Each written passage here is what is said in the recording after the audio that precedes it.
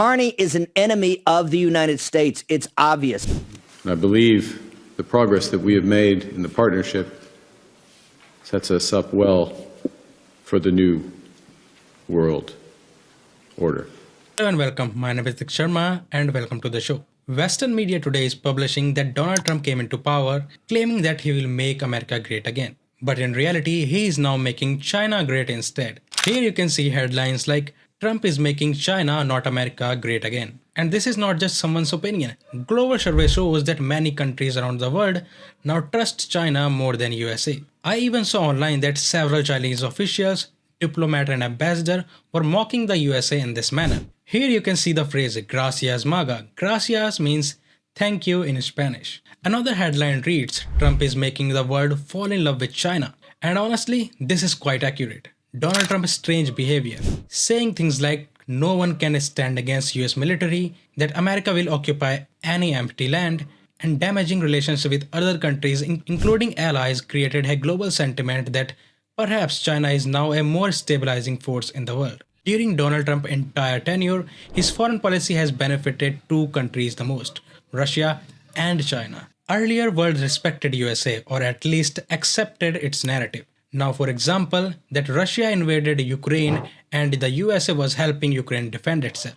But Trump completely flipped this narrative. Now he himself talks about taking Greenland. Essentially, Trump has justified, even amplified, the kind of expansionist behavior Russia was accused of. The situation has now become so serious that Canada, a country whose relationship with China were once very poor, has recently signed a multi-billion-dollar deal with China. And Canada's Prime Minister has publicly said that China is a more predictable ally than the United States. This is a huge statement. Everyone knows that under Donald Trump, anything can happen. Today he may call a country a friend. Tomorrow he may call a country an enemy. There is no stability in his foreign policy and the world does not like instability. Trump believed that being unpredictable will give America an advantage, but the game has turned against him. Mature world leaders do not appreciate Trump mocks other leaders and their actions. This childish behavior might seem funny once or twice, but repeated again and again, it now genuinely makes the USA looks like an unpredictable country under Trump. Recently, Trump even mocked the speaking style of Emmanuel Macron. Man. And I said, Emmanuel, yes, Donald, thank you so much for calling. Oh, I said, you're not going to like this call. You're going to have to get your drug prices up. No, I will not do that. All of this has led to global perception shifting. Canada's Prime Minister Mark Carney even stated that China feels more predictable than the US because China follows consistent policies and long-term strategies under Xi Jinping leadership.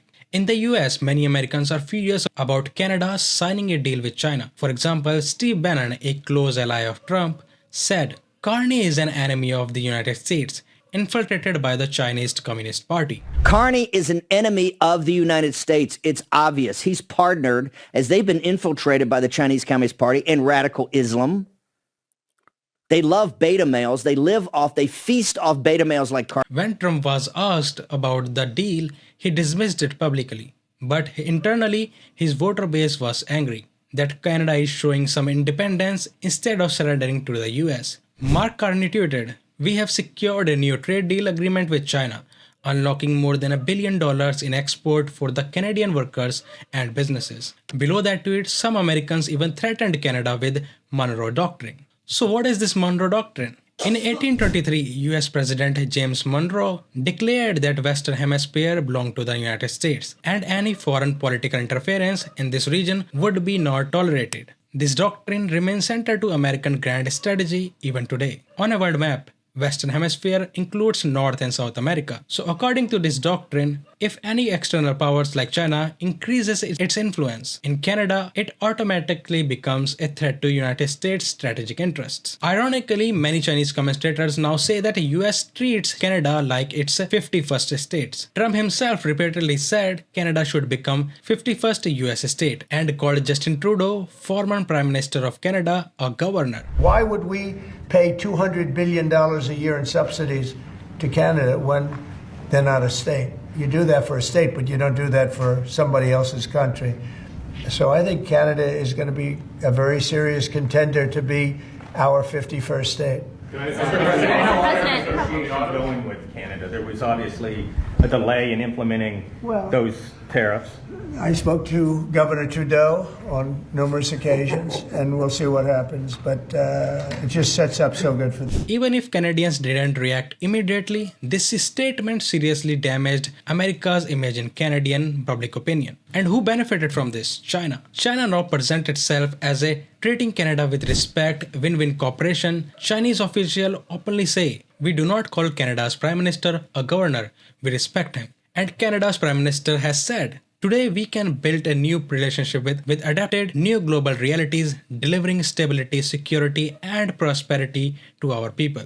Mr. President, together we can build on the best of what this relationship has been in the past to create a new one, adapted to new global realities that will deliver stability, security, and prosperity to our peoples on both sides of the Pacific. So Canada is clearly indicating that in the New World Order, China fits as better partner than United States. This is also a lesson for India. India must begin de-risking from the US bullying, reduce dollar exposure, increase RBI holdings in gold and alternative assets, strengthen trade ties with the European Union, and diversify its partners. Every country will do this.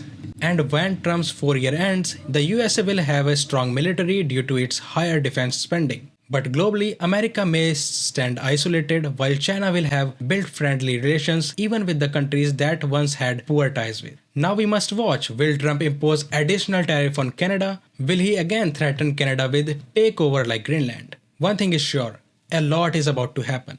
And 2026 may become one of the most important years in modern geopolitics. Thank you very much for watching. Like, subscribe and share, and I'll see you in the next video.